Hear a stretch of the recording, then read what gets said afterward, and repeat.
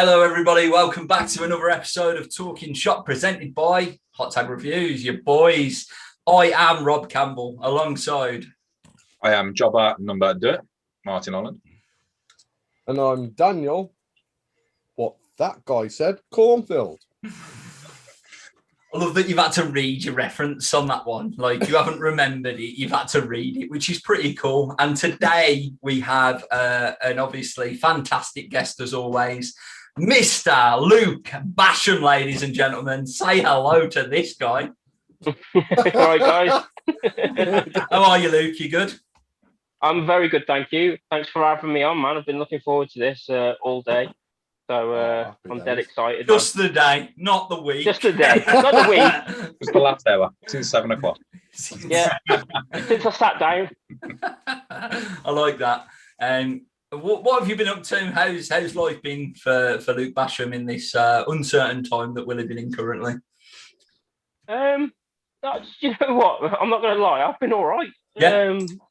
I know like a lot of people are quite down at the moment with everything going on, but I've actually enjoyed like the peace and quiet, not worrying about putting shows on. I've actually enjoyed a break. I haven't really had a break from wrestling in about 5 years, probably since I started. So it's nice to really take a seat back and just concentrate on other things in my life. And had an injury last year. The year before. I had my second off just before we went into lockdown. So lockdown kind of made my recovery quite easier, to be fair. Mm. And that's what I was going to ask, to be completely honest with you, to start with, because we know, and people watching this may not know, but you did suffer a horrible knee injury where you were going to be out for a lengthy period of time. Where are you with that now then? Because I know, obviously, seeing your social medias, you're running the ropes, you're taking bumps, that sort of stuff. So how is the recovery going? Yeah, it's going really well, man. Like every 3 months or so, I'm back at Oswestry Hospital, right, and they give me updates on how they feel I'm doing. I've got the go ahead to start wrestling again. They're happy with how it's progressing. It's been, I'm not going to lie, it's been hard. It's one of the most, hardest things I've ever done. Like, it's in the sense of being quite active now to being a lot more active than I ever have, just to make sure that I don't get this sort of kind of injury again.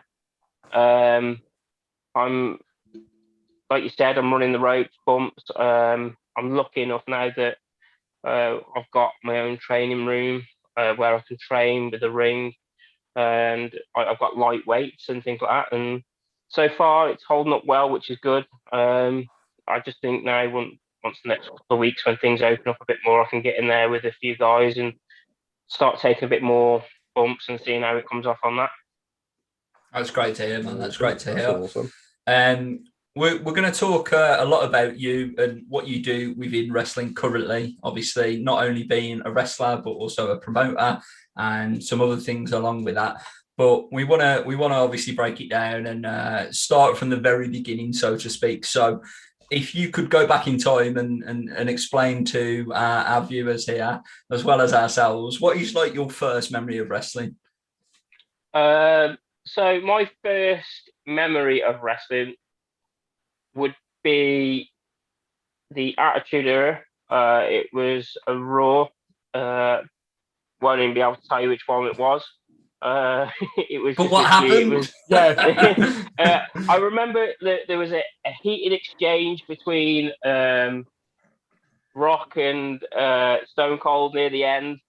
I don't think it was quite when the WCW thing was going on, but it was just rough. I think maybe the Broken Skull might have been involved. Okay. And stuff like that. But I remember that's my first proper memory of wrestling. I'll be honest. That's 99, isn't it? Roughly 99. Yeah, it would be about 99. Yeah. I think if I remember right, a couple of weeks later, Stone Cold was hit off a bridge with the belt, maybe. But I'll be honest, like, I wasn't a fan. Okay. I wasn't a fan. I enjoyed watching it like every week, but I wasn't a big fan. I wouldn't be like the one guy going getting t-shirts and things like that, or belts and that. I chuck my brother around, no problem. You know, I needed an excuse to let some steam off. So you was a fan, Luke. You just wasn't a mark just yet. Yeah. Probably that's probably the best way to put it. You enjoyed it. But yeah, I a lot of my focus was around football back then. I grew up in a football family. I was really good at football. I played at a high level as well up until I was 16. I played for the Wolves Academy and things like that. Had a couple of injuries during the time that held me back from getting a scholarship and things like that. But it wasn't probably until like 5-6 years ago, really, that I really got into it. I was at a show at SWA at the time. A friend of mine that we all know, Joey Osborne, had called me and said, "Look, I'm up from Norwich. Come and check out the show." When I watched it, and at the time I'd sort of stopped playing Sunday League football because I got to the point where I was fed up of ringing my mates. "Oh, are you available to play this week? Because we've got 5 short or we've got 4 short." And it's like, sounds familiar. Yeah, a lot of them are half cut from the night before, and it's just like at this time I'm getting to about 25, 26, and I'm like, oh, I can't be dealing with this anymore. So yeah, I went and watched the show, and I was looking for something that kept me active, and I just remember watching this match between Osborne and Joey Sanchez. And I mean, the production on the night was excellent. It was a great show. Tyler Bate was on the show, Pete Dunn, and all these guys are now like up here. Yeah. And I just sat there and I went, I think I could do this. And I just remember, like, I spoke to Joey after, and he said, "Look, speak to a friend of ours, Simon, at the time. There might be training on available." I think it was about 6 months later before I was able to go to training, because I was doing shift work at the time, and got involved really through that. Okay. But I'm sorry, it's not a big, like, massive story like where I was a massive fan from No. It's actually nice we're a different way though, rather than I grew up watching it. Not everybody's the same, man. Everybody's got a different story. I'll be honest, I still want to hear the story when someone said I fought a dragon, and I thought after that I'm going to go into wrestling. It just makes sense. Until then, I won't be happy. That might happen someday. Yeah, that'll be my story. So, like, clearing it up, obviously, turning into a professional wrestler yourself, obviously an independent show hooked you in. So when you were watching it in 99 and so on and so forth, roughly, do you remember what your first pay-per-view event might have been that you ever seen? Or is it literally a case of, I only seen a bit of Raw, I might have seen a bit of SmackDown, and then, football was my main focus? Yeah, I would probably say it's probably like that, to be fair. I can't really remember my first pay-per-view. Would you say you started watching pay-per-views more so when you started to get involved from a wrestler standpoint? I think, like, I watched some as a kid, but like I said, because I was concentrating on football, like, I definitely remember watching, like, Judgment Day when Taker returned. Okay, yeah. I remember watching that live, and, like, I remember just, like, watching that, and I was thinking, oh my God, this is the best thing ever. Fucking Shawn Michaels in them shorts as a special guest referee, right? Like, yeah. Everybody's like this, and then Taker comes out, and it's like, oh, explosions everywhere. Yeah, and it's just like you see it, like, you don't really see it this day and age, especially on independent wrestling, where this one guy comes out and he takes on 7 guys, and it's just like, oh my God, this guy is literally badass, and then obviously weeks later he becomes the American Badass. You predicted the gimmick before it was announced. I like that. That's cool. But yeah, it was like that was like one of my first pay-per-views. Like, Backlash after that, I think it was Stone Cold. It was another one, like, with the chair shots, and like, I felt sorry for Pat Patterson that night, man. He took one right. I swear, he put his hands up right, but he went to stopping him. It's like he could have sneezed and blocked it harder. It's like, you're eating shit. No way. No other way. It's just, I mean, you've got to think, like, when he makes that entrance and he hits one, And as he hits the one, he turns perfectly, like swivels round, and he just smacks the other one. I'm like, Wow. like Yeah. at this point, I was probably marking out a little bit, not like to a full extent, but yeah, they were probably like the first lot stuff that I watched really. I remember watching the WCW Invasion Angle, which a lot of people slate, and I know it could have been better, but to be fair, like, I actually enjoyed it. It was still a good storyline to an extent. Obviously, we wish that we could have had all them big wrestlers, you know, at times Sting and all that, but at the same time, we wouldn't Phineas have had Godwin. TNA as good. Just Sting. That's all I want to say. Sting against it on Just WWE. Sting. Sting happens to be Daniel Cornfield's favourite wrestler of all time. But the Oh, unfortunate thing about that is Phineas Godwin was also doing his finisher. not a clue who that was. Rob, we See? spoke about. I know, we have spoken about this. I do apologise. Prove my point right there. Thanks. Thanks. Okay. So I guess really then, so you say 5-6 years ago you got into wrestling, you sat in front of an independent show and sort of fell in love and felt I could do this. What was then your next steps from there? So where did you go to train? How did you get involved? So I started training it was the SWA training school at the time, which is now the APW training school. It, you know, the first time I walk in there was at Dawley Town Hall, and people sat down in a circle, and I literally thought I'd gone to an AA meeting. Hi, my name's Luke, and I'm here to be a wrestler. One person that was sat opposite me, Lydia, she got a broken leg. So I was like looking at that, and I'm like, oh, well, her training's going well then. But I'll give her a due. I quit football to stop being injured, and here I am looking at someone with a broken leg. It's gone from AA to ER. It's like, what the fuck? No, just what was your what was your mentality going into that? Like, because, you know, obviously football is like very rough and ready, especially Sunday league, and you can get stamped on, and, you know, all them the dirty little things. Did you go into it thinking it's just a bit of fitness? I know it probably hurt a little bit, but did you think to an extent it would be as real as what it potentially can be? And, you know, I honestly don't know. I wasn't prepared for how like, you know, I was quite active at the time, but still now, like, cardio wise, that hit me like a ton of bricks. How like fit you have to be. I don't think people realise how hard it is cardio wise to be not all. a wrestler. It's not, you know, Big Daddy or Andre the Giant just stumbling around the ring anymore. It's totally different, isn't it? So, I don't know if you've seen me wrestle recently. I know one has. I'm trying to be the nice guy here. I'm exactly the same. I'll put me in that category. You know what I mean? It's fucking hard, man.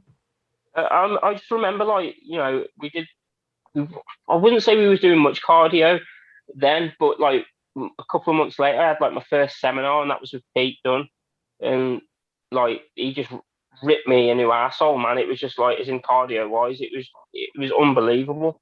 I think I had a massive appreciation for wrestling anyway, and I've always had a high pain threshold, so that hasn't really been an issue. But it's like, I remember, like, we had the crash mat. We didn't have a ring to train in or anything like that. It was just a crash mat, and they went, have you bumped before? I took a few bumps like that, and Jerry Sanchez, who was my trainer at the time, was like, oh yeah, their bumps are good. And he got everyone lined up, and he said, right, we're going to take some moves now. And I don't know if you guys know a guy called Mike Wild, but he's probably about 6'5", 6'6". Hold on a minute, hold on. My chest just needs a little bit of time to recover because you've mentioned his name, to be honest. My chest pain is tingling. Oh, the handprint is still there.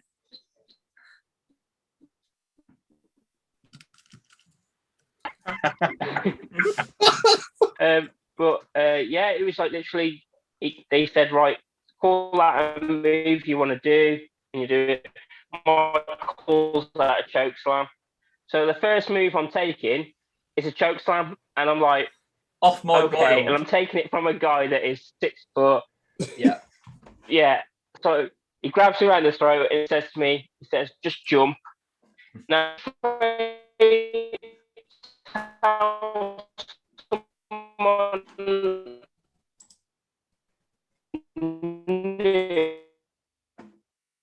and Joey Sanchez just marks out. He's just like, oh my God, dude. He said, that was just looked amazing. I'm like, was it all right? Did I bump okay? And he's like, yeah, man, it's great. He said, if you can do that every time on everything, it'd be great. Now, that's good advice, but when you're taking a German suplex, jumping that high doesn't help. No, it doesn't. Hi, Regan.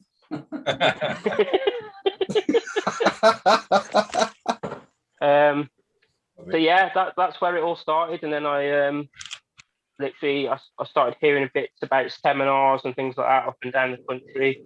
So I went to as many as I could. I went to Johnny Moss's training school for about 3 or 4 days as well, which was a real eye opener. And yeah, and I think I did one in London as well with who's that with now? Eddie Dennis, I think it was, if I remember right. Mm-hmm. But yeah, I just looked at it. I went, right, I'm going to give everything I can to it, because you can't, like, as much as people, they look at pro wrestling. I don't think whether you want to do it weekends or whether you want to do it full time, you can't go into it like half-assed. You have to give everything you can to it. That's just my opinion. Not everyone has to agree with that, but and I did. I just threw myself into it, and it was. I think I was on shows about a year later. I think something like that. Okay.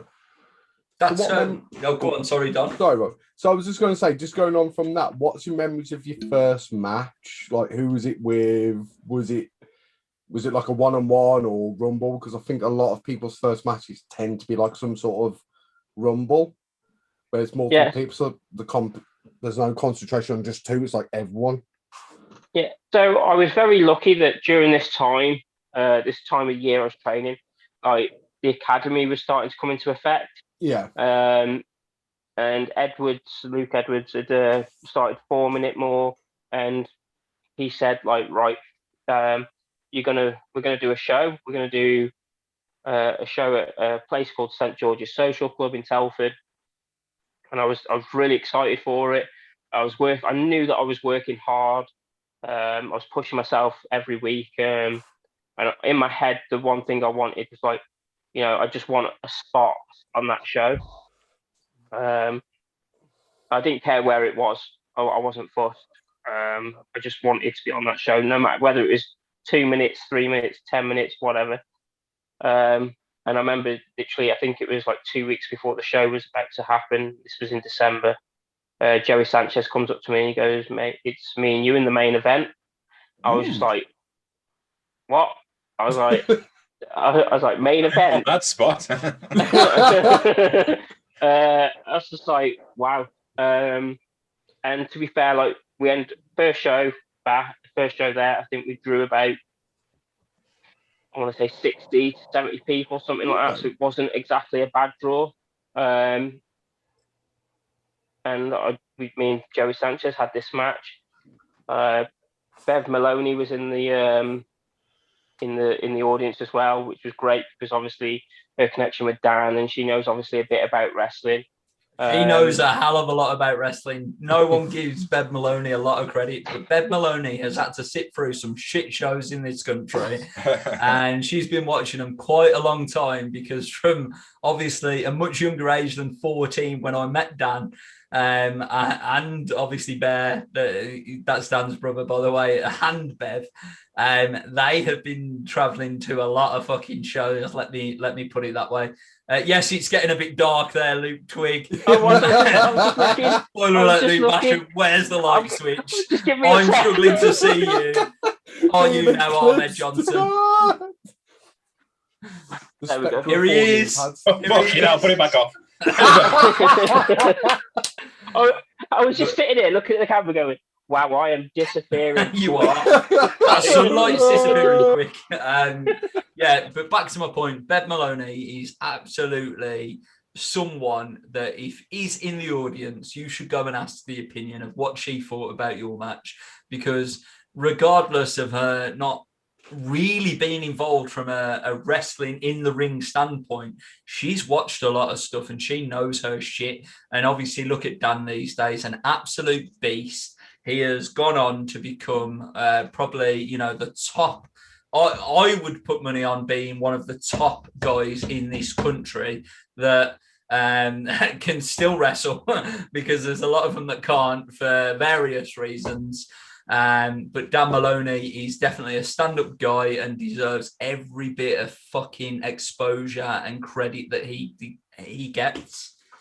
He's a nice bloke, man. I've worked a number of shows with him, and he's like, you know, I can't say that I know him all that well, but I've just like speaking to him, you know, asking advice and things like that. He's fantastic, and Bev, you know, she's just another level. She didn't have to. It's like basically we had this match. Ben was like, we're going to take it up a notch. We're going to get some trays out at the start before the bell even goes. And I'm like, wow, this is like happening in my first match. This is nuts. And he right back to that first fucking show that you watched where The Rock was throwing Stone Cold off a bridge, brother. All the other way around. Literally, like, Ben tells me to grab the trays. I grab the tray. Now, bear in mind, like, the one thing I've been practicing is throwing punches, you know, moves, all that sort of stuff. I've never really practiced anything with like weapons before. Apart from your brother, right? Because let's be honest, you got in with a baking tray. Bless him, he's still in hospital now. He's in a coma for the last 20 years. This baking tray comes out. I grab this baking tray. I hit Ben once with it. He's got a manager, Gareth Holloway. He'd done my head in at training for the last 3 weeks, so I make sure there was a bit more extra for him. I turn around and Ben's there, and I'm like, he's turned around perfectly for me, so I'm going, he must want another. I'm guessing. Fuck it. Bang! And I hit him. To be fair, it was way too much. I mean, like, I hit him with this pan and it bent square over his head. And we finished the match off, and Bev like comes up to me and she goes, I thought you'd killed Ben. I'm not going to lie. And I'm like, and I'm shitting myself because Bev's you know, she's not a small woman and she's stocky. And she would.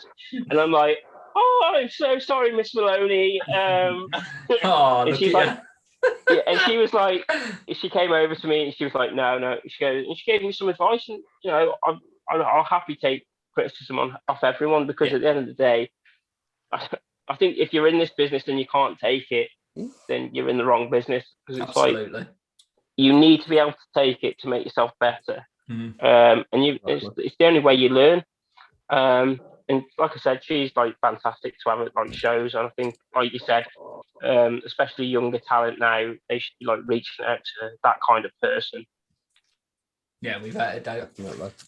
That's a cool story. So watching Stone Cold Steve Austin crack, you know, Pat Patterson with a steel chair was your inspiration for cracking Joey Sanchez over the head with a pan. I love that. It come full circle. That's brilliant. Martin, have you got 7 questions? I do have 7 questions, actually, yeah. He has 7 questions. Good luck, Luke. Good luck. You're 7. in the hot seat. So, look, I'm going to ask you some questions, basically. I'm going to ask you 5, 10. That's just an even number. We don't want to do evens. We just want to say 7. Because 7 is just like a nice number that's, you know, not 6, not 8. 7 is good. So, are you ready? So, question number 1. Who was the first wrestler to win the WWF World title under the management of Mr. Fuji? Are you having a laugh, man? Oh, did I not tell you the experience that I gathered, like, watching wrestling? It's a long way the Premier League in 1992. The Premier League? Oh, first season was Man United, wasn't it? Correct. You're welcome. Does that count? Okay. You can have that. And the answer was Yokozuna. I thought it was. I'll ask, I should have put I should have put 2 and 2 together with Fuji. It made sense, really. There you go. I was trying to help you out a bit. Like, He's been around a while. okay, let's do some things maybe that you might know. So, question number 2: who did Booker T defeat in the finals of the 2006 King of the Ring? I'll give you a clue. He's a current world heavyweight champion in WWE. So who is the world champion then? This is how much I've watched WWE lately. Never mind. He's a current WWE champion now. Yep. Well, that's got to be Lashley. Where's Shane when you need him? Yeah. Shane. Fucking Party Hardy. He's that who you're on about, Yeah. Is He's it that Bobby guy, Lashley I'm telling you or now, is his it knowledge. Drew McIntyre? Was it Drew McIntyre? Well, no, six. It was Lashley. Yeah, Yeah. Lashley is currently the WWE champion. Yeah. No way. Well, this 7's going well, so bring on the other 5. 2 out of 2, mate. 2 out of 2. Okay. You can ask a Rob, like on Who Wants to Be a Millionaire. Yeah. Oh, When okay. you get to phone a Okay, friend, it's like you can ask I've a got a Rob. phone ready. Yeah. You don't need one, I'm here. Okay, so who was the what wrestler worked under the unauthorized gimmick of Batman in the Pittsburgh territory in the 19th? You fucking mugging him right off your Okay. I mean, I'm not being funny. I'm a massive Batman fan. Like, massive. Like, no Oh, one okay, talks I think- about DC Comics. Okay, if you want to go But I've DC never heard Comics, of Batman in wrestling. no, but I want to learn more about this gimmick now. I think we need to give the 2-hour Don documentary definitely the career of. needs to, yeah. If you want Okay. to do like comic books, I'm the other caller friend. I'll happily throw my hand in for that. So who was Kurt Angle's opponent for his first ever opponent on a WWF pay-per-view? Ooh.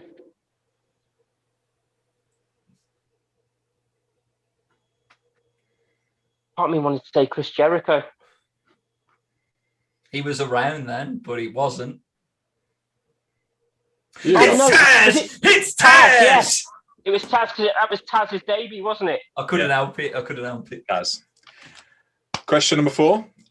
William Regal was fired from WCW in 1998 for refusing to sell for which wrestler?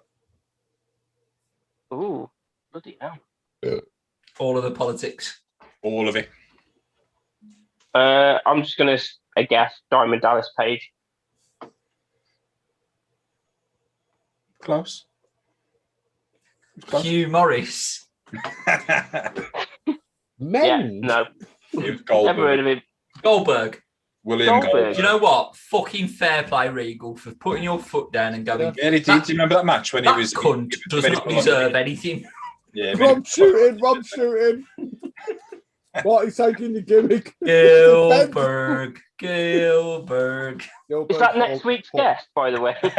Gilbert, Bill yeah. Goldberg ever comes love on that. this show, fuck me, he's going to He's get getting- mugged off by me He's going to get anyway. buried for 45 minutes. and Martin's then going to we'll be say like, thank oh, please come in my face. I'm going to be like, you were shit.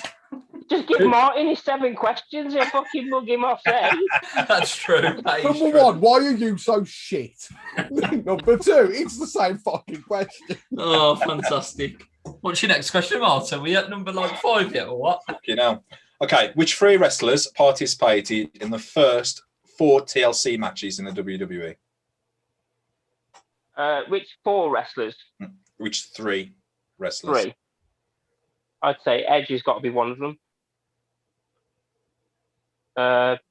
Give us a nod, like. I don't know. I was like, Apparently Is not. Edge? Apparently No, not. it's not No. really. All right. Jeff Hardy's got to be in there, surely. Jeff Hardy, yeah. Christian. Yeah. My other guess would be possibly Matt Hardy. No, apparently not. To be fair, like, What I a feel sorry for weird- you. what a Because that weird question question. makes no fucking sense at all. No. TLC, No sense at all. the TLC matches. Yeah. Who was it, Mart? Apparently it's Bubba, Christian, and Jeff Hardy. Yeah. 'cause Oh I no, think- no, that. Well, I mean, Bubba was in. Maybe they did. I think didn't they do a triple threat one? Yeah, at because I one think there was time. one on Raw as well, and like they just threw random partners in more or less. Yeah. So it might have been that. Fuck, this is going well, lads. Fuck Steve Valentino. Mate, I'm happy. I've kind of got one.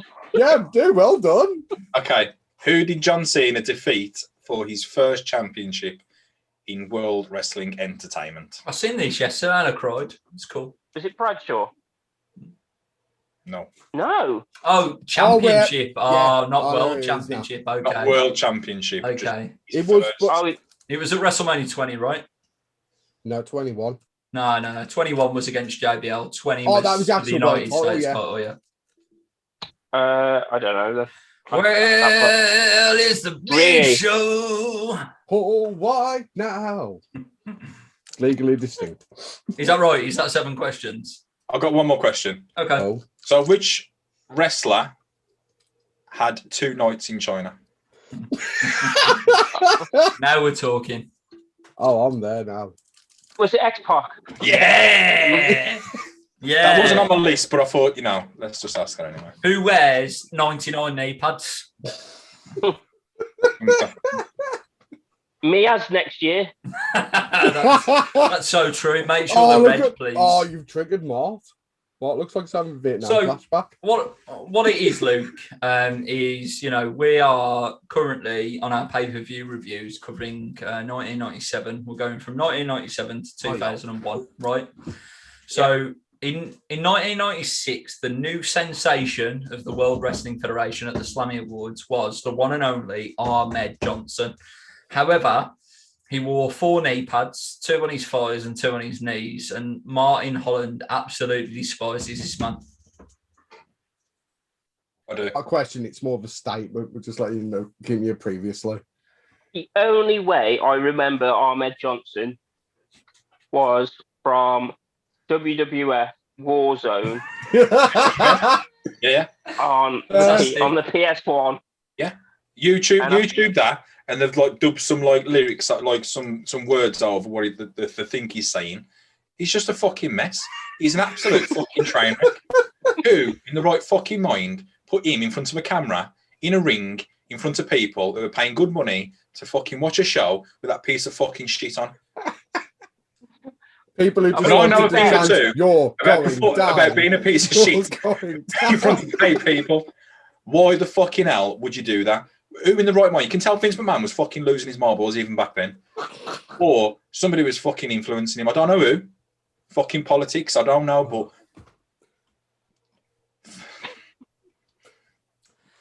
anyway. Well, all right, Martin, take a I think seat. what we need to do is have the 7 questions on Ahmed Johnson next week. Don't I'm worry, getting that ready. I've got I'm him. getting that ready as we speak. So, Luke, back to you. Now that you've had to sit through those 7 questions, I'm sorry they were Ahmed Johnson heavy. very I much had so. these prepped before we disclose the fact that you know fuck all about wrestling, really, Luke, to be fair. To be fair, I think that's the issue. Is I look at everyone who tells me how did you get him rested? Oh, it was my dream, man. It was my dream. It's like It's all I ever dreamt about. I had the cushions, I had the toys, I was doing choke slams to him on the bed. No, that was just his brother. brother. So this is where we're going to go into, because we're going to dive back into you, Luke Basham, and we're going to understand how that you went from being, hooked from an independent show, so SWA, as you mentioned, onto being a promoter and still wrestling, here, there, and everywhere, as far as Italy, for example. Where did that pipe dream start? We talked about your first match. We talked about the fact that you were in a main event match against Joey Sanchez, who I absolutely love, by the way. I just want to throw that out there. I'm not too drunk yet. I've still got more, so that is legit, Ben. I do really enjoy you. But where did you have the idea that, Luke Edwards, I'm gonna start this promotion now. I'm gonna take over and go from there? It was a bit. It came quite quickly, to be fair. Because we're still doing shows at St George's. We knew roughly that our time was coming up there, that we'd because it was only a small venue that, we was getting quite a big crowd at the time. I think by the time we finished in St George's, we'd had 100 people coming quite regularly. I said I saw another show was on in Telford at the time. It was a company called EPW. I think they're based in Middlesbrough. And I went to see the show. And at the time, that was at Kushinkai Martial Arts Dojo. And I looked at it, it turned up, and I think they had like 15 people in the audience. And I just thought, oof, like, this is, like, we do more than this on nearly a monthly basis. And I'm like, and the venue at the time, well, you guys know, you've been to Kushinkai. The venue's terrific. It's very so. It's a warehouse, but it's a good warehouse. It's a good training facility, really. And I spoke to the owner, Sam, and I said to him, look, this is what we do. I said, we're in Telford regularly doing these shows. And he was really interested. I spoke to Luke. Luke was like going on to start a new job where he had started his own company doing these escape rooms. Yeah, escape rooms. So he didn't really have the time to put into APW anymore, which was, nothing off his own doing. He'd already put a lot into it at the time. But I was worried at the time, like, I'd been doing it for probably over a year at this point, and I was worried that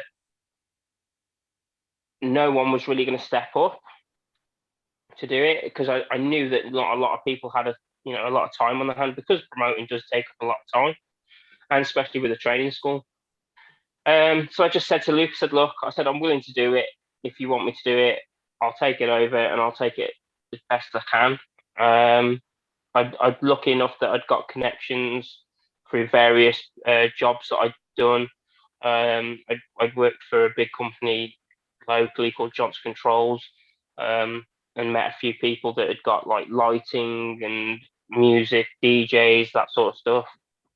And promoting just started from there. It's not something that I ever expected to get into. It's not something that I really wanted to get into. I just thought if I didn't do it, I felt like I would lose my training every week, and we wouldn't be able to do shows anymore.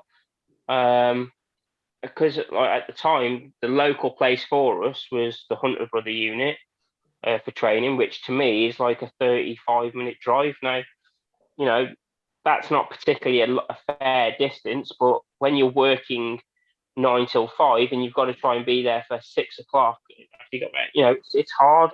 Yeah. I think the thing about your journey to the Hunters unit, though, compared to like mine, for example, because mine can sometimes take, 15 to 25 minutes on any given time with traffic and whatnot. And when I first started going to the Hunters unit, it probably took me closer to your time because I was living in Birmingham at the time.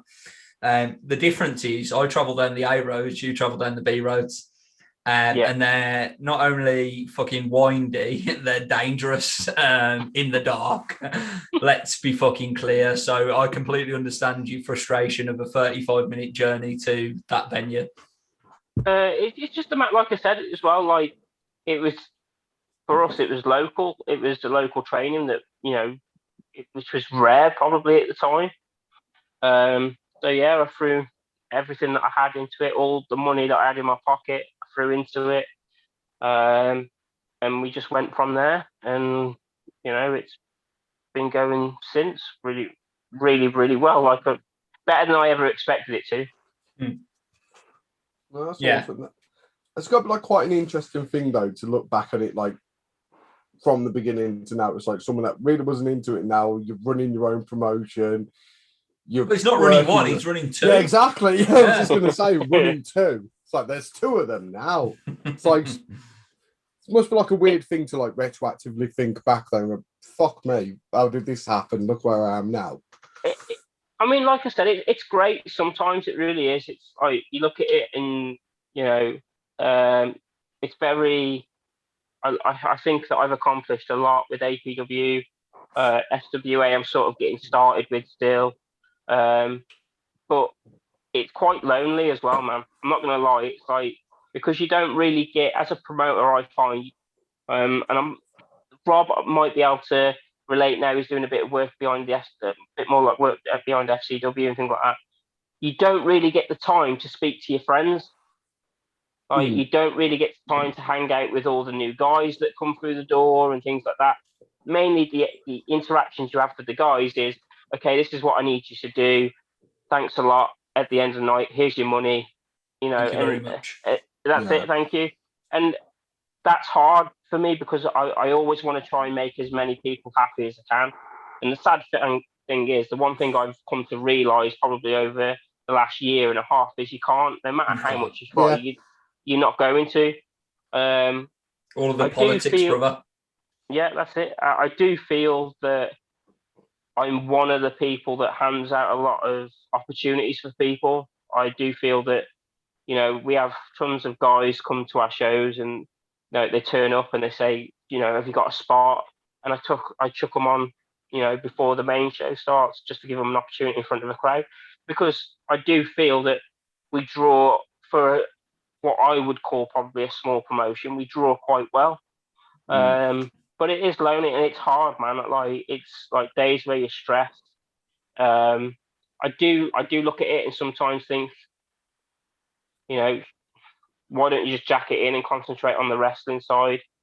But at the same time, it's where I don't think anyone else personally would be able to throw their time and energy into what it is, because the minute I went into doing promoting and the training school, I quit my job, and I went full time into wrestling. I said that this is what I'm going to do. This is what I'm going to turn it into. And, like I said, it's doing well at the moment, and I hope we're here for another 5 years. But like I said, it's hard, man, and I don't think a lot of people understand that.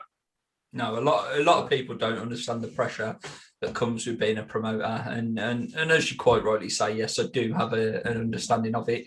I have promoted my own show as well. It was only a one-time thing, but it was back in 2014. It was a successful venture on that one show. I just, based on personal reasons and life, that gets in the way sometimes, I couldn't continue with that. So to then be able to turn it around, have an opportunity to be, involved heavily backstage at a company, is a privilege for me. But in the future, I am looking to run my own promotion, and I'm hoping to get that off the ground post-COVID, and make that a real success in the Black Country.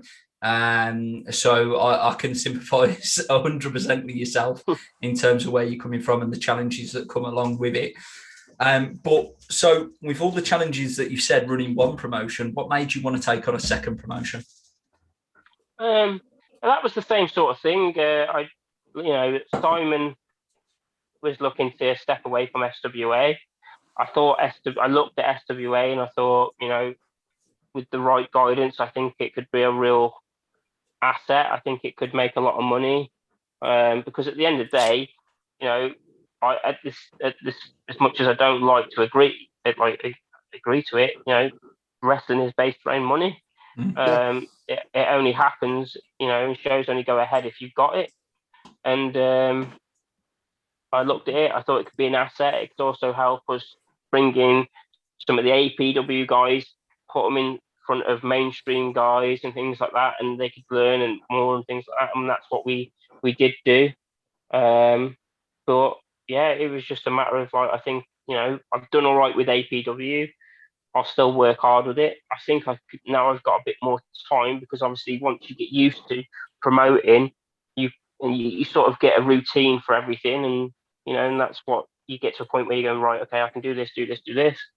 I'm in all this time I'm learning to do like the posters myself, videos and things like that, to try and save as much money as possible, because obviously the more money you've got, the more money you can put into it.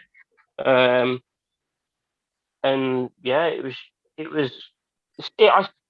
it probably, I would say the first 4 or 5 shows I did, 4 shows I did, probably didn't work out as well as I thought they would. We saw a bit of a dip. Was that for APW, sorry, or for SWA? SWA. I saw a bit of a dip in attendance.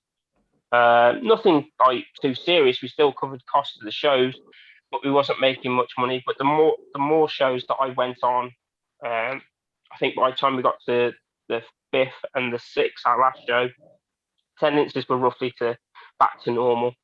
But this is the thing. It's like I said, Because Chaos was on that one, lads. Not blowing any trumpets, like. Who was that guy? Oh, I've never heard of him. So, did he work with that Batman guy? That's the one. That's the one. He's in Attack of the Terminator, wasn't he? It was, yeah. In Terminator, RC Chaos, and Batman took on some jobbers from AAA, AAA. Yeah, there's a really good version of the match, but they haven't released it. It's called the Snyder Cut for some reason. There we go. There we go. But yeah, it's like I love it now. I love the bit because of everything that's happened and things like that. I love the business. You know, as much as we all know that's happened in the space of a year, that shouldn't take away from how good of an experience the business actually is. Yeah. Oh yeah. You know what I mean? I absolutely love it. I live and breathe wrestling now. You know, I'm dead excited. You know, I'm not a massive WWE fan, I'll be honest, with everything, you know, they're with. But I am dead excited for this week. You know, we've got a whole week of wrestling. Yeah. What more could you want as a wrestling fan or someone in the wrestling industry? Yeah. And I just think that, you know, as much as the negativity is around it at the moment, I don't think it'll come. We might see less attendances for a little bit, but I don't think it'll be hurt in the long run. I think that once people get their shows up and running, it'll be underway. And I can't wait. Yeah, I think it's just going to change the way people book the shows as well, and it's like they'll look into different ways to promote it. So it's not just like live attendance. They'll try and push like you look at like WWE have got an online, like the network, but loads of other companies have started rolling out with that, and they're starting to sell DVDs and stuff. So I think it's just going to be very interesting to see how the product's used after everything calms down. What a lot of people don't realize is the more you invest into it, the more you'll get out of it. You know, and that's whether you're a wrestler or whether you're, you know, a promoter. The wrestling industry has given me some great mates, you know what I mean? And I don't think it's hard for me to watch how much this year that, like, not just British wrestling, but wrestling in general has been slated and stained with the way it is. And I hate it because it's like, it's not like that. It's I've not really had any bad experiences. The only really bad experience I have is like I've had in it is where I fell out with mates and that because of decisions I have to make as a boss.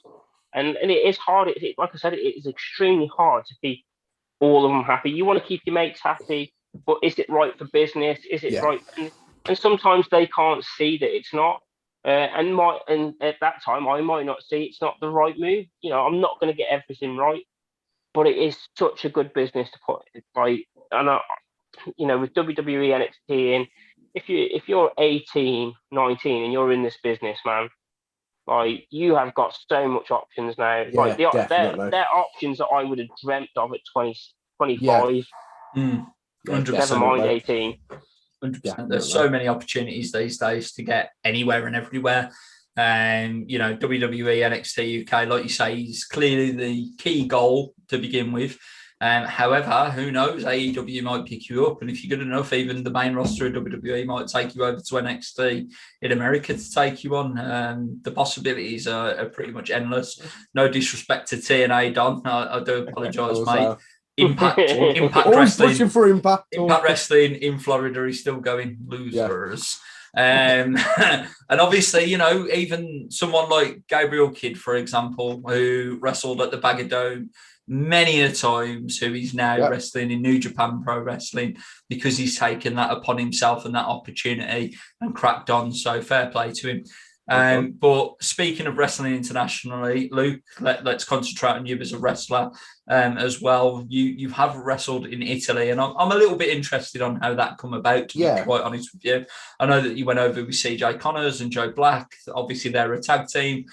You went over too, but yeah, how did that happen?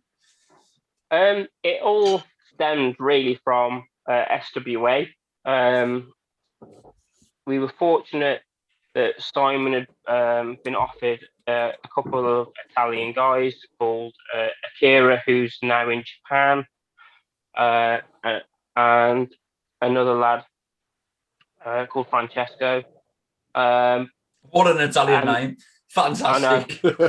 And like poor Francesco could hardly speak any English. Brilliant. So we were planning a match. The suplex? You remember on the Super Mario?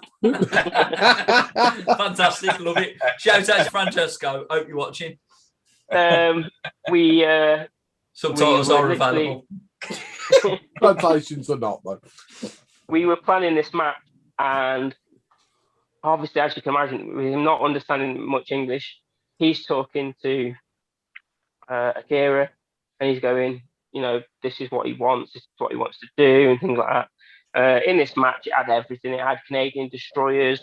What's one of them? Like it was proper indie fest match. All of the thigh slaps. Yeah. My legs banned nowadays, man. It's all gone. We were. I want to say we were first on, and Kip Sabian was actually on the roster as well. Brilliant. Oh. So we were given 15, and we went 28. Fucking sacked. Well, the referee should have been sacked because I swear to God we didn't have any calls. So fucking Derek, where's Derek when you need him? I don't think it was Derek. Good old Derek. I'll give him his due. He gives me his time. Derek Castlin, he's fucking on it when it comes to the stopwatch. I remember him looking at me in an APW reading and literally going 10 minutes. And I was like, all right, sound, I'll get this done. So yeah, it had everything in it. And to be fair, like for how long it went, the crowd were really invested. I think it was because they were seeing obviously new guys from Italy. They were also seeing fairly new guys coming through the academy at the time on the shows, and we did well. How did the relationship get struck up then, Luke? Or was it I want Luke Basham on the show, can you bring anybody with you? How did that happen? It was what, for Italy, you mean? Yeah. So did they reach out to you? Did you reach out to them? How did it work? Well, they told us that they wanted us to come over at some point. We would but when you're obviously in this industry, when you get told them sort of things, you're a bit like, oh, okay, you've been over here, that sort of thing. We get it. But literally, we got actually, there was an opportunity to go over the first time. There was 4 of us that they were interested in, but they could only take 2 over. Well, Joe Black had been in contact with them quite regularly, so we said, Joe, you should definitely be one of them. And it only made sense that we said that Chris CJ Connors should go over because it's his tag team partner. As much as I was dying to go over and do it, it made sense for them to go over first. So they go over. About 4 or 5 months after that, they were like, they got back in touch and they were like, said, look, Lou, we'd like you to come over with Chris and Joe. So I was like, yeah, great, I'm all in, fantastic. I even paid for my own flight. I had no issues doing that because at the end of the day, you're not going to really get that experience after. Yeah, for a tenner on EasyJet, you'll take it. A tenner and a 36-hour drive, yeah. Oh, mate, we paid 25 quid, I have on Ryanair, and we still had to pay 20 quid for the 20p for the fucking toilet. Okay, now. I'd have fucking pulled a gun on the plane, demanded a fucking shut down Ryanair right now. So yeah, we went over there the first time. I went over there the first time. Chris and CJ and Joe Black went over for their second time. We spent 4 days over there, though. We thought we'd make a whole big deal out of it. We got a hotel, went to Milan, and I even went round and looked at AC Milan, Inter Milan football stadium, San Siro. San Siro, yeah. Which I bet you that for you as obviously a predominantly football fan is a fucking experience, really, isn't it? Mate, it was unreal. Like it was like €17. Joe Black's down the road paying For a 22 tour, like? euro. Yeah, €17 for a tour. Class. Joe Black's down the road paying €22 for a fucking pint of beer. That sums up our Joe Black. Sums him up. Yeah. Check him out on TikTok. Just saying. I've been to the San Siro as well, and San Siro's a fucking. What a beautiful stadium. I do want to go. I haven't obviously physically seen it in person. I haven't been inside. Yeah. I travelled past it, but we stopped down the road, and there's one. All I can remember is there's one long, massive road, and then there's just a San Siro in the distance. It was like cloudy. It was just amazing. It just looked. It was like it's very similar to going to Wembley. Yeah, it's very similar to going to the old Wembley. Okay, the old Wembley. Yeah, I did actually go to the old Wembley, so. Very similar to going to the old Wembley. I can say yes, I can compare to that. The thing is, though, you go to something that big. That's what she said. You see it. She's upstairs. Did you say it? No. Okay. Brilliant. So you get there and you can't help but look in there and you go, "Fucking hell, a wrestling ring would look nice in the middle of that." 100%. You'd probably get about 200,000 fans in there for it then. But like I said, it's a great experience just doing them things, and you feel that's when you feel like a professional, going over there, and you're flying over there with your case and that. Wheels, of course. Wheels have to be on the case, right? Yeah, absolutely. Yeah. Can't be carrying shit. Can't be carrying shit. Can't be a bag. But to be fair, I'll tell you a funny story while it's in my head. The second time we go over, Joe Black and CJ Connors, they've won the tag titles. Tag titles, right? Yeah. So the second time we go over, they're defending them, so they have to bring the belts through customs with them. Joe, and I'm not being funny. If you've seen my Facebook lately, if you've seen Joe Black's and CJ Connors' passport photos, yes. You'd be fucking questioning how they got into the country for starters. You really would. It's They're unreal. both 12. They're both like fucking 12 in their photos. It's ridiculous. How every 10 years you're supposed to change you boys. Fuck off, are you 18 in those photos? That's ridiculous. So we get through customs. Next thing we know, CJ's being pulled over. We're like, oh, what's going on here? Come on, show us the drugs. So they're saying to him, we want to swab the belt. So I sat there and I went, but he only slept with his missus last night with him. Fantastic. Me and Joe Black are giving him shit, and he's going bright red, and he's ginger, so that don't help him for starters. No, he's just got 5 his own hair. It's like, so next thing, I'm waiting for us to literally.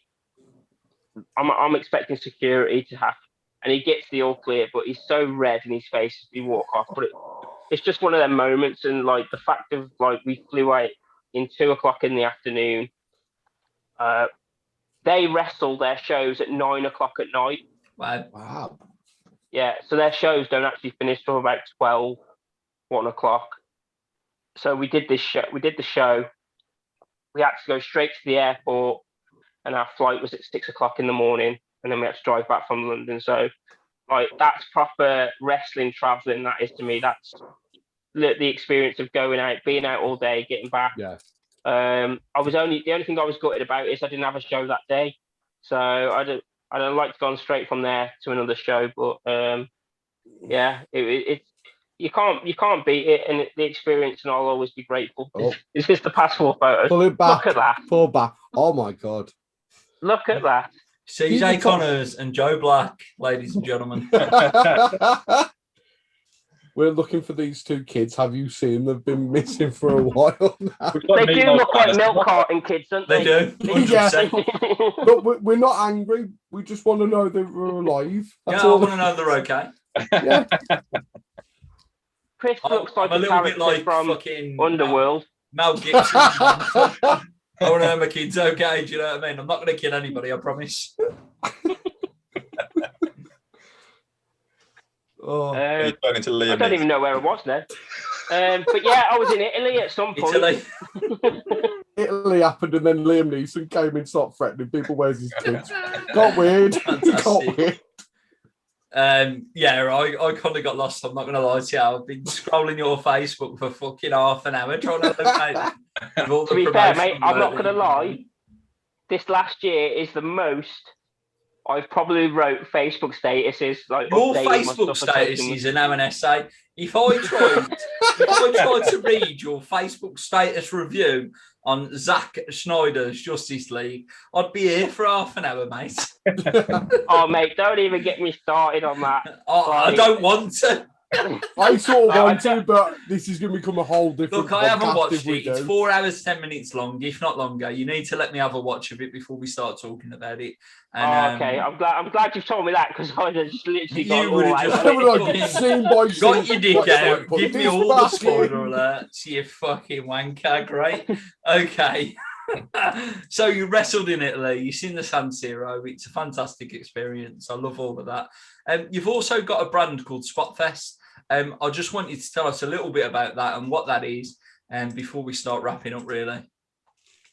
So the idea behind Spotfest came really when I took SWA over.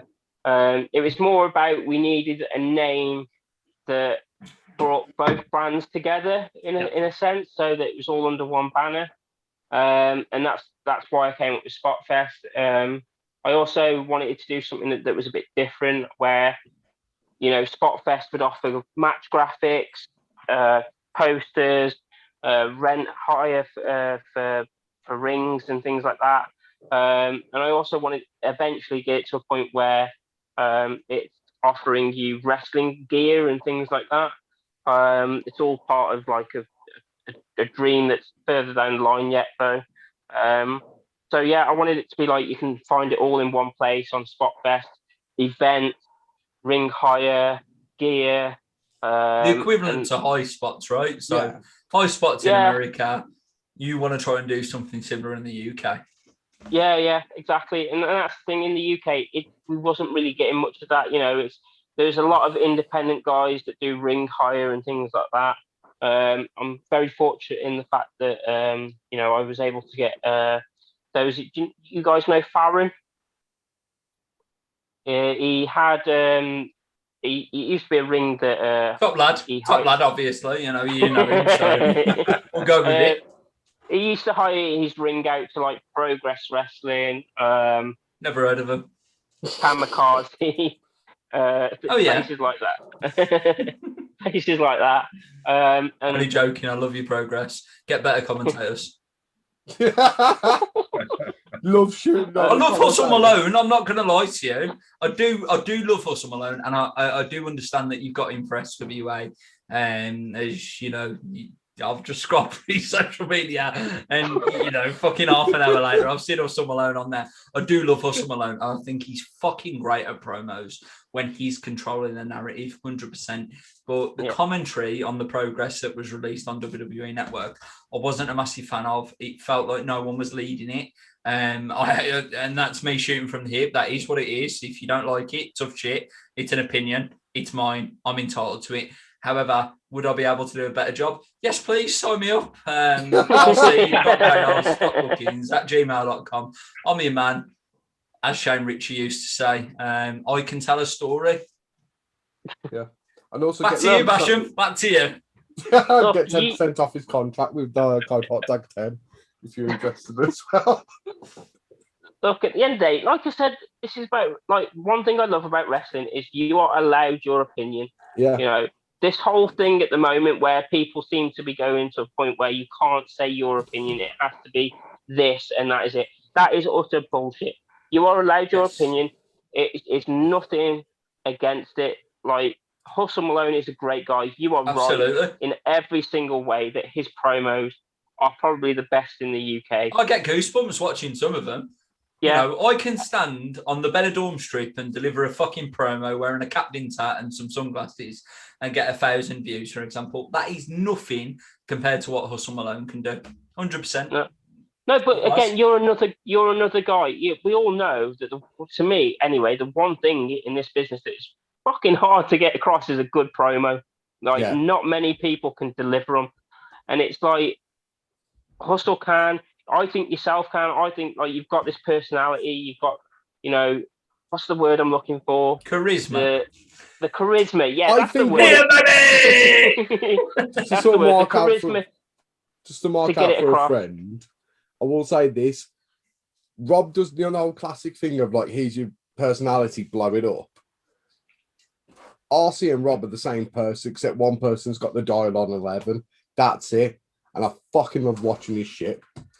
Yeah. And I'll mark out for my brother. I'll mark out for a brother. But he's good. It's worth it. Completely. Like you said, like, he's great to, I'm not going to spend fucking, I know we're talking shop, but Jesus Christ, I'm not going to sit here rubbing his arse for that. So when we start recording, hold on, Twig. I think I feel it, mate. Give us a sec. See him do this in a minute. But I've loved every bit where we've come in contact and things like that with stuff. I've loved working with Rob. We've got a very similar outlook on wrestling itself as well. So, I can see him when he's working behind at FCW now, how hard he wants it. We both want the same thing for FCW. A lot of people see FCW as a small promotion, okay, and that's fair enough. But I took it to heart, with FCW, when they took me and they gave me regular work there, I wanted the best for FCW, and I honestly, I can't wait for that promotion to come back. Yeah. Do I think it needs to leave the Bagadome at some point? I would like to think it would, but everyone loves the Bagadome.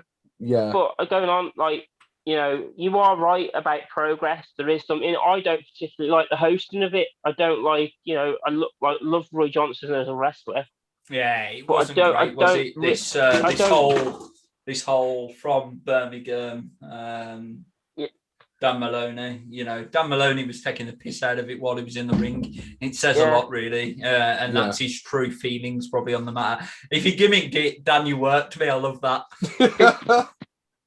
But yeah, so I dropped my glasses. So much for working the gimmick. But the work's become a shoot for Rob. Either he can't find them or he can't see them. Or they never existed. Oh man, no, they did. Sorry. Yeah. The figment of his imagination. I really need a piss, boys. I ain't gonna lie to you. So we're gonna wrap this up soon. Anyway, Spot Fest, it's great. It's going well. But no, I like I said, on opinions of wrestling, I do hate this thing at the moment. People seem to think that this opinion is the only opinion you can have on it, and that's not what made wrestling. Different opinions made wrestling. That's how you've got the difference in comedy matches and normal matches and things like that. That's because of someone else's opinion. That's why you've got it, and wrestling should never be that. No. I can't honestly stand it when people call wrestling a sport, because I don't know any other sport that has good guys and bad guys, and Man United are always the good guys, Luke, just to let you know. But yeah, I'm hoping we start to see that people will walk away from, okay, you can only have this opinion of wrestling because it's bullshit.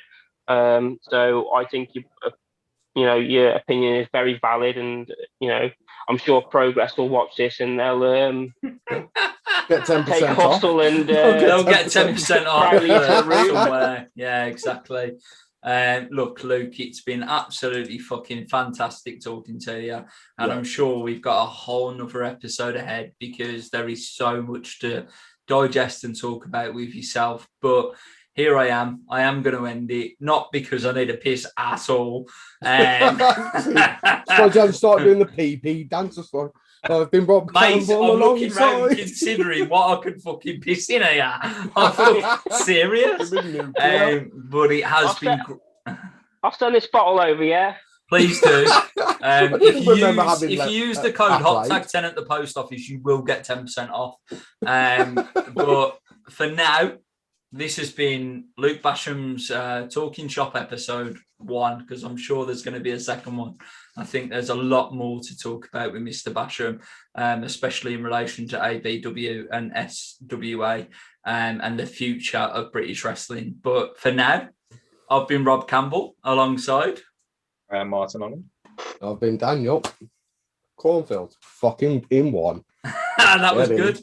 And I guess, obviously, has been the awesome Luke Basham. So thank you very much for joining us. Thank you. And I'm sure Thanks, again guys. we'll see you soon. Cheers, man. Thank you.